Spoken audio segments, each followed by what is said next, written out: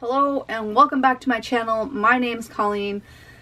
If you're new here, you didn't know that already. Today is a Sunday, so we're talking about another series, and we're talking about one of my favorite series of the last year, and that is the Seraphina Duology. So the Seraphina Duology has Seraphina and Shadowscale, obviously both by Rachel Hartman, who is Canadian, which I love.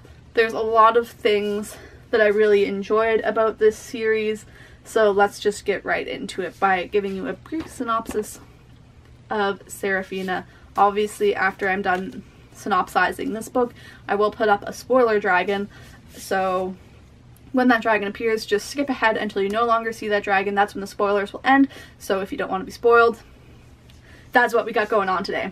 So Seraphina is the first book. It follows a girl named Seraphina, who is great, and she has a big secret, and that secret is that she is part dragon. Now, in the world that she lives in, there are dragons, like full, big, beastie dragons, but they can also take on a human form, and in this human form, they look exactly like humans, but like a little extra special. And through the ages, in this world, there had been dragon wars, but they have finally created a peace treaty that was about to expire. So part of the peace treaty was that dragons were allowed to come and go in their human form, but they have to wear bells. And there's different factions within the human part of the world who both like dragons and another faction who dislike dragons a lot. There are also some, hints to medieval and Renaissance Venice, where they have their own little quarter and it gets locked at night. So they're supposed to stay in their dragon quarter. So that kind of sets up this whole world, and Seraphina is a musician. She's very talented. She's been training with her uncle, who is a dragon, but everyone thinks that he's just her tutor, except for her father. And she wants to become a court musician, so that's the path that she's traveling on, and her dad's upset about this because he's really worried that she'll be found out as a dragon, and then there'll be repercussions because of that, because humans and dragons aren't supposed to commingle in that way. And so this one kind of just sets that story up. We learn that Seraphina has some powers. We find out that she's not the only half dragon in the world, and kind of see the start of the dragon war. There's like a lot of really cool politics in here. There's some love interests as well, and just a lot of really cool things. Then we pick up in Shadowscale exactly where we left off, at the very end of Seraphina. So the dragon's now up. At the very end of Seraphina, her uncle goes missing. She's very upset. She wants to find him, and she knows that there's this process that dragons can go through where it will erase their memory and get rid of their emotions, because dragons think emotions are evil and bad, which is very, very interesting. And so she's trying to find her uncle. The dragon war has started, and they're looking for a way to find peace within the dragon world.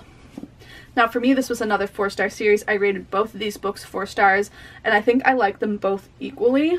In my mind, when I was thinking about it, I thought they were 5 stars, but when I look back on my Goodreads, they are indeed 4 stars. I think that Rachel Hartman does a lot of really cool things with dragons in these books, which I really enjoyed, and I just have nothing but good things to say about these 2 novels. I would say that if you are not someone who likes a slower paced book and not someone who likes really politically intense books, these are probably not for you. And like when I watched other reviews or read other reviews of these books, people that don't like them don't like that style of writing. So like, don't read these if that's not what you're into. But the world building's fantastic. I have nothing bad to say about these books, other than they just didn't give me that warm and fuzzy feeling that I like for a 5-star book. But absolutely fantastic. One of the books that I hope to read soon, or because I'm pre-filming have already read, is Test of the Road, which is the first book I think in a new series. Originally I believe it was a standalone, but last time I checked it is actually part of a series, and it's set in the same world. One of you great followers asked me about whether or not you had to read Seraphina before Test of the Road, so obviously can't tell you that in this review yet. When I do have the answer, I will put it in the description box down below, and of course it will be in any of the reviews that I have of that book. But yes, I love dragons. There was no doubt in my mind that I was going to love these books, and I'm really glad that I did get around to reading them. And if you like dragons, I feel like you might like these as well, as long as you like political landscapes as well. So again, 4-star series, one of my favorite duologies, would highly recommend. But that's all I have to say for this week's Series Sunday. If you have, you know, requests of series that you'd like me to read, or requests of series that you would like me to review, please let me know in the comments down below. I have like read quite a few series in my youth that I'd be okay with reviewing, but that's all I have to say for today. Thank you so much for watching. I'll see you next week for another Series Sunday.